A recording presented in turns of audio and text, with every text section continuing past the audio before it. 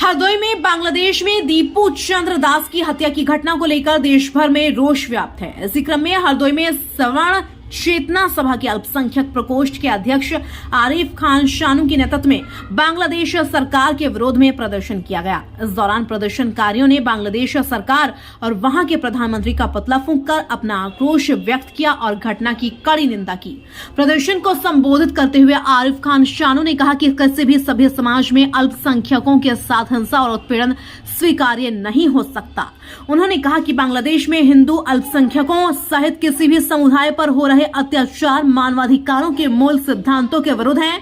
ऐसी घटनाएं न केवल संबंधित देश के लिए बल्कि पूरे अंतर्राष्ट्रीय समुदाय के लिए गंभीर चिंता का विषय है। उन्होंने भारत सरकार से मांग की है कि वह इस मामले को कूटनीतिक स्तर पर मजबूती से उठाएं और बांग्लादेश सरकार पर दबाव बनाएं ताकि दोषियों के खिलाफ सख्त कार्रवाई हो और भविष्य में अल्पसंख्यकों की सुरक्षा सुनिश्चित की जा सके। वक्ताओं ने कहा कि पड़ोसी देशों में अल्पसंख्यकों की सुरक्षा केवल वहां की सरकारों की ही नहीं बल्कि वैश्विक स्तर पर सामूहिक जिम्मेदारी है। प्रदर्शन के दौरान दीपू चंद्र दास को न्याय दो, अल्पसंख्यकों पर अत्याचार बंद करो जैसे नारे लगाए गए।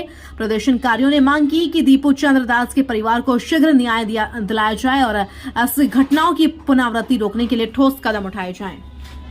पुतला फूंका गया है, क्या वजह थी? क्या प्रदर्शन आपने बांग्लादेश में बांग्लादेश की सरकार के द्वारा अल्पसंख्यक हिंदू समाज के लोगों को बहुत ही ज़्यादा प्रताड़ित किया जा रहा है।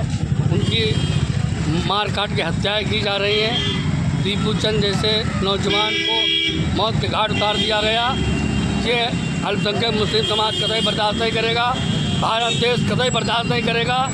जो खुराफात और आतंक मचाएगा भारत देश उसको मिटाने का काम करेगा, क्योंकि भारत ने सदैव आतंक को मिटाया है और एक अच्छी और एक नेक और भाईचारे को जिंदा करने का काम भारत देश ने किया है। आप देख सकते हैं कि हमारे देश के प्रधानमंत्री माननीय मोदी जी ने पूरी दुनिया में अपना नाम सिर्फ भाईचारे के नाम पर पैदा किया है। मैं मोदी जी से अपील करता हूं कि बांग्लादेश जैसे आतंकी मुल्क में जो यूनुस प्रधानमंत्री बनकर बैठा है वो आतंक मचा रहा है, उसको सबक सिखाने का काम करें। अगर वो सही वक्त पर ना सचेत हुआ तो मुझको लगता है और मैं उम्मीद भी करता हूँ अपने देश के प्रधानमंत्री जी से कि बांग्लादेश पहुँचने में हिंदुस्तान के लोगों को वक्त नहीं लगेगा और वहाँ की व्यवस्थाओं को भारत देश अपने हाथ में ले लेगा, क्योंकि दीपू चंद जैसे नौजवानों को मौत के घाट उतार दिया गया। ये भी किसी के बेटे थे,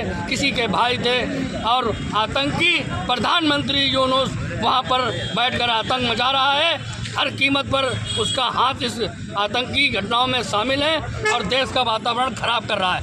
ये समाज कतई बर्दाश्त नहीं करेगा, क्योंकि समानता का दौर है, हर आदमी का सम्मान है और उसकी इज्जत है।